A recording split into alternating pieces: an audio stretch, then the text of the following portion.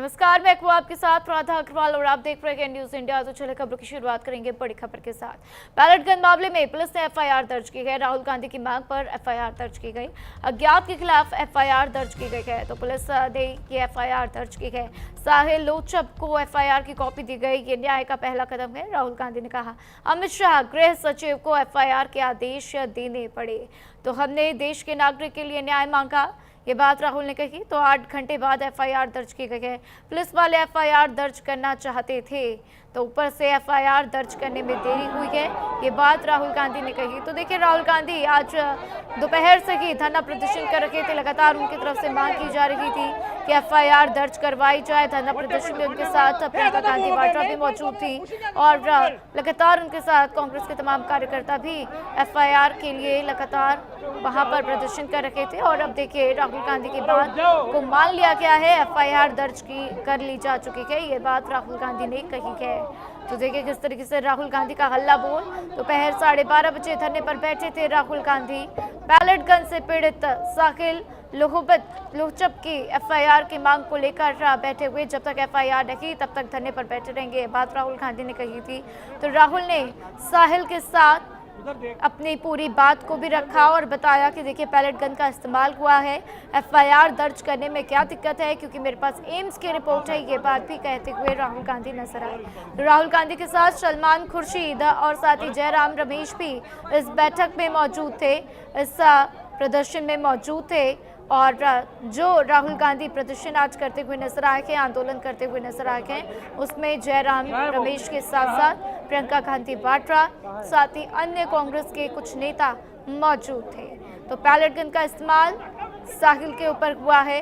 पीड़ित साहिल की रिपोर्ट भी राहुल गांधी लेकर सामने आए और उन्होंने बताया कि कैसे इसकी आंख में चोटें लगी हैं, आंख की रोशनी जा सकती है, साथ ही उसके ऊपर किस तरीके से छर्रों के निशान पड़े हैं, इसका भी राहुल गांधी ने जिक्र किया।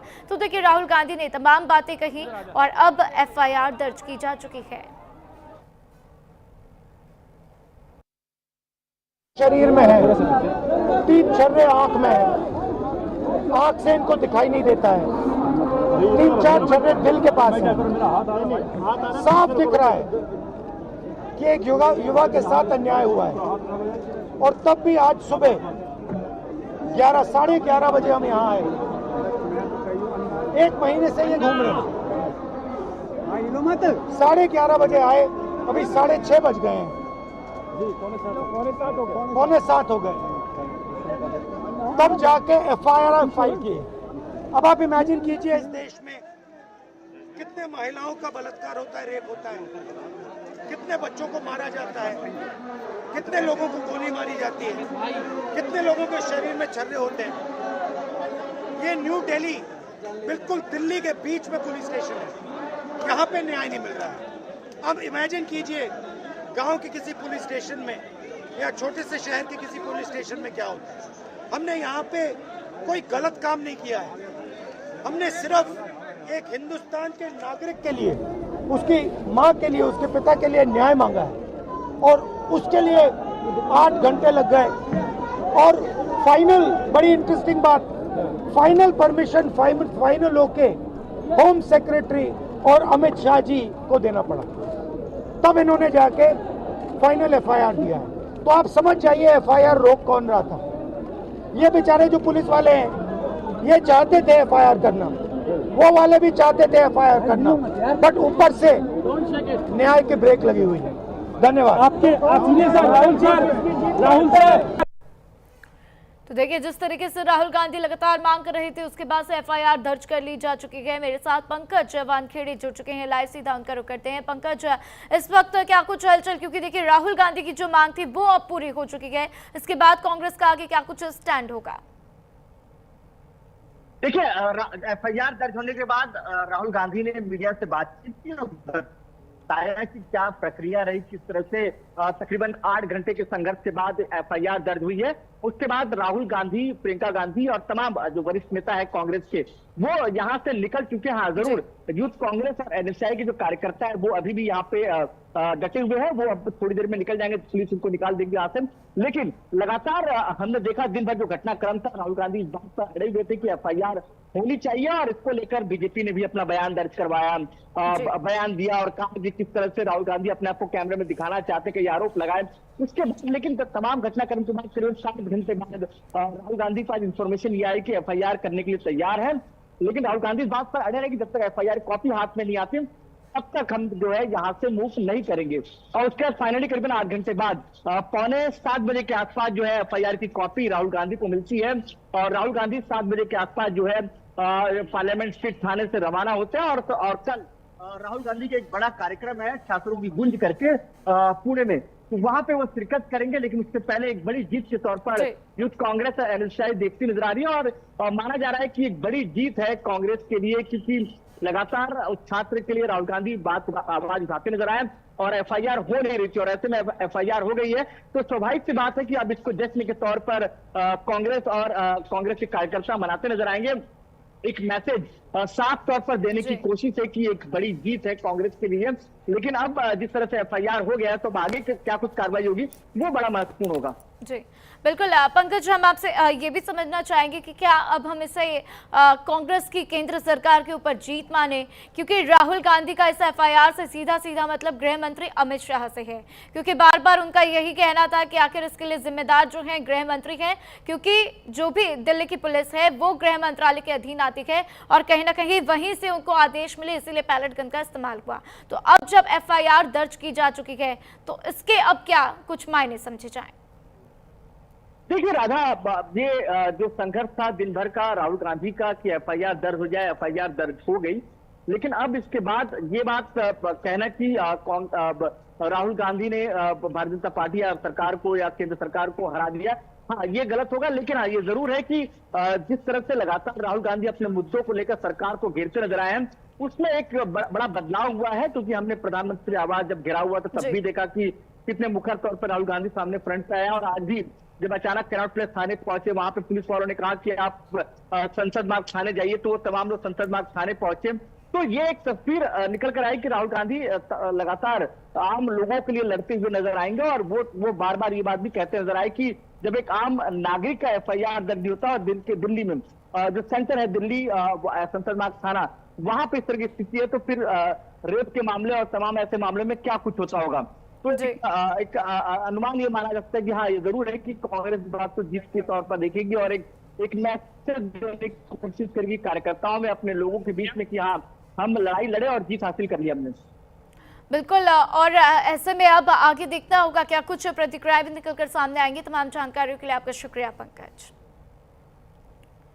तो देखिए किस तरीके से राहुल गांधी आज एक बड़ी जीत हासिल करते हुए, क्योंकि लगातार धरना देते हुए नजर आ रहे थे, प्रदर्शन करते हुए नजर आ रहे थे। उनकी तरफ से मांग यही थी कि एफआईआर दर्ज की जाए, और अब एफआईआर दर्ज की जा चुकी है।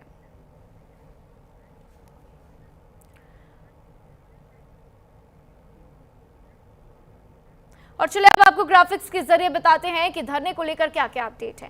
दरअसल राहुल गांधी का संसद मार्ग थाने के बाहर धरना जो है वो अब खत्म हो चुका है, लेकिन आपको बता दें कि दोपहर 12:30 बजे धरने पर राहुल गांधी बैठे थे। पैलेट गन से पीड़ित साहिल लुकुबच की एफआईआर की मांग कर रहे थे। साथ ही जब तक एफआईआर नहीं तब तक धरने पर बैठे रहेंगे, राहुल गांधी ने ये साफ कह दिया था। तो राहुल गांधी ने साहिल को लगे हुए पैलेट गन के छर्रे भी दिखाए।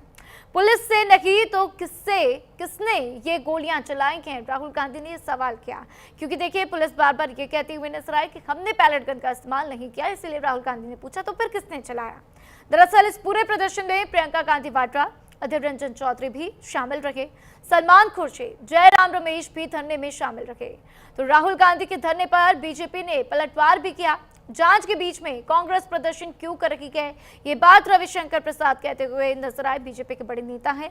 साथ ही राहुल गांधी का धरना न्याय के लिए नहीं है, ये बात जेपी नड्डा ने कही है। तो आखिरकार दिल्ली पुलिस ने अब एफआईआर दर्ज कर ही लिया है। तो अब ये एफआईआर जो कि दर्ज हो चुकी है, तो अब आगे देखना होगा कि ये सियासत किस ओर बढ़ती हुई नजर आती है। फिलहाल ये रिपोर्ट देखिए।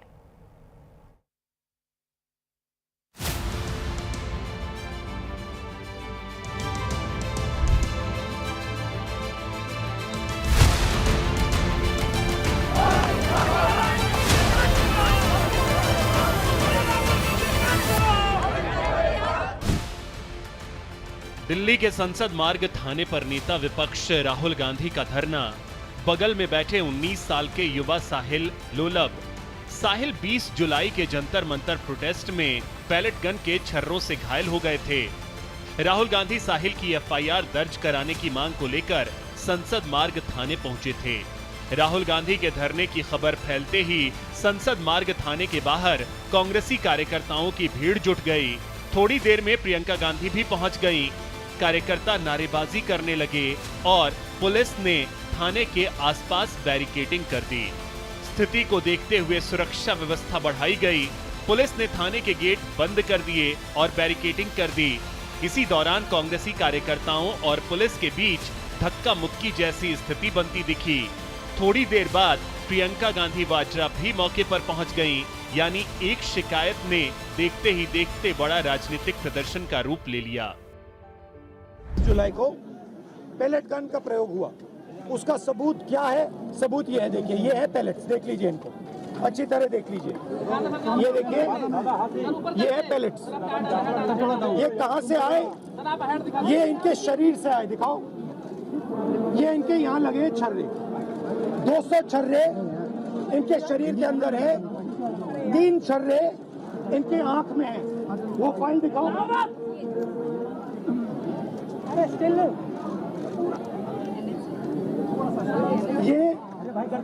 ये है एम्स की रिपोर्ट, लेडी हार्डन की रिपोर्ट, जिसमें साफ लिखा है कि इनको एम्स की एरी, जिसमें साफ लिखा है कि इनके शरीर में 200 से ज्यादा छर्रे हैं, आंख में 3 छर्रे हैं, आंख इनकी खो गई है। साहिल लोचब के साथ राहुल गांधी पहले मंदिर मार्ग थाने पहुंचे थे। वहां एफआईआर दर्ज कराने की मांग पूरी नहीं होने के बाद दोनों संसद मार्ग थाने गए।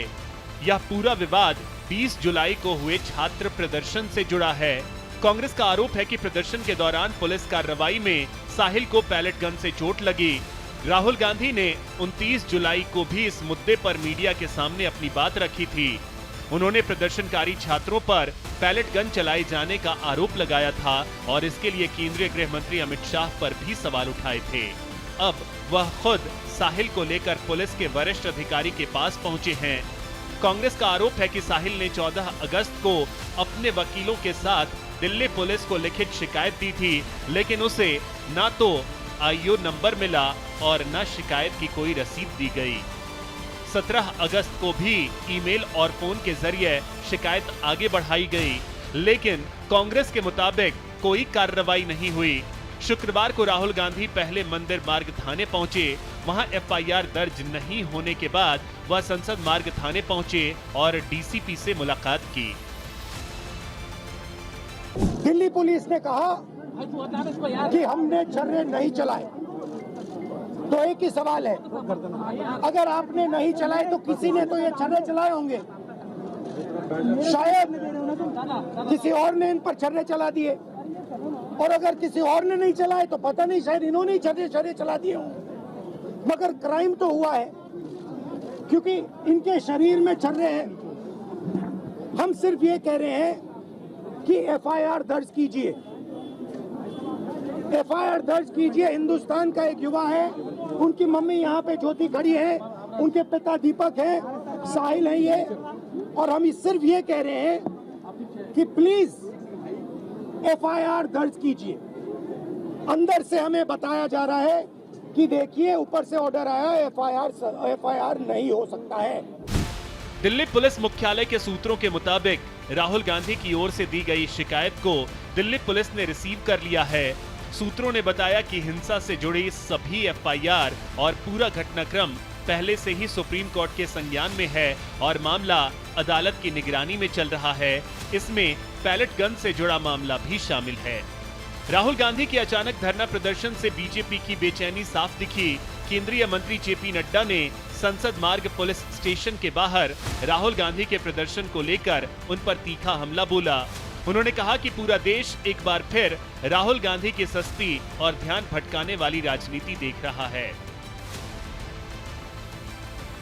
लेकिन जब देश के माननीय गृह मंत्री जी ने संसद में उन्हें सीधी चुनौती दी कि आइए संसद में बैठिए, संसद में चर्चा कीजिए, हम हर मुद्दे पर चर्चा करने के लिए तैयार हैं, तो वो पूरी की पूरी कांग्रेस पार्टी संसद की चर्चा से भाग खड़ी हुई। संसद के पटल पर जवाब देने की हिम्मत नहीं है, इसलिए सड़क पर बैठकर नौटंकी की जा रही है। आदरणीय प्रधानमंत्री श्री नरेंद्र मोदी जी के पहले ही उन्होंने कह दिया है कि कांग्रेस एक परजीवी पार्टी है। जो भी पार्टी कांग्रेस के साथ जुड़ती है उससे वो ताकत लेती है और उसी पार्टी को समाप्त कर देती है। उधर बीजेपी सांसद रविशंकर प्रसाद ने राहुल गांधी पर अराजकता की राजनीति करने का आरोप लगाया है। साथ ही उन्होंने कहा, वंदे मातरम पर कांग्रेस फंस गई है, इसलिए यह ध्यान भटकाने के लिए किया जा रहा है। कुछ भी हो, राहुल गांधी की छापामार राजनीति ने बीजेपी को इस समय हलकान कर रखा है। राहुल लगातार किसी न किसी मुद्दे से सरकार को असहज करते रहते हैं। बीजेपी बार बार उनको नियम न मानने वाले अराजक राजनेता के तौर पर पेश करती आ रही है। इस बार तो उनको कैमरा जीवी तक कह दिया गया, लेकिन लगता है कि राहुल गांधी का गोल साफ है, वे किसी न किसी बहाने चर्चा में बने रहना चाहते हैं। Bureau report, news India. और देखिए, कल बीजेपी मुख्यालय में 3 बड़ी बैठकें होंगी। सुबह 10 बजे